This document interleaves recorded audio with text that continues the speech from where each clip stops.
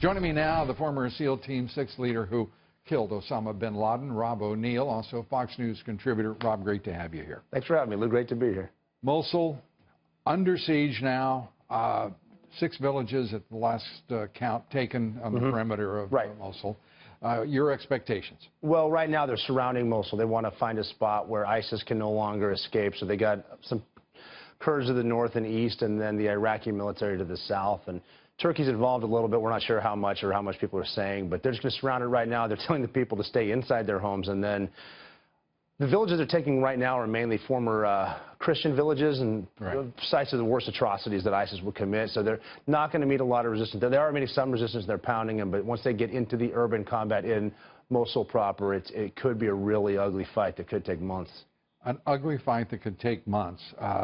And when I hear that, I think we'll have a new president, likely. Probably. This is judged over.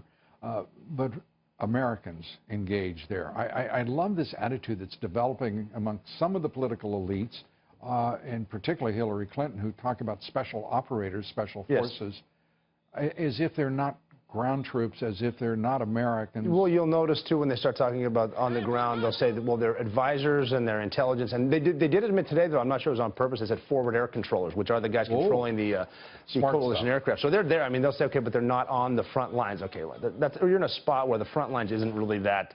It's not obvious really what it is. And the guys that I know that are there, and there are special forces there from, Marine Corps, Army, Navy, they're trying to get as close as they can to the front lines at every chance they get. They're, beg, borrow, steal, try to get there. But there are Americans there. They are engaged in the fight, and because that's the whole thing.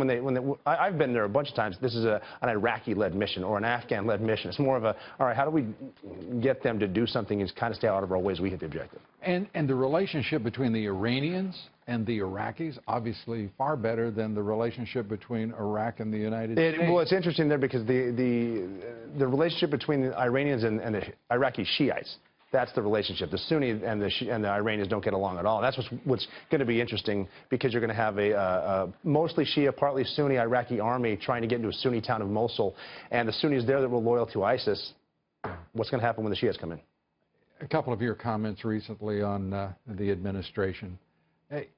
This administration seems to be marketing itself off of killing Osama bin Laden. Hillary Clinton references it, stands as a tall warrior from the Situation Room. Right. That was a successful mission, and I think the reason that was so good is because it was bilateral. It was both sides of the aisle.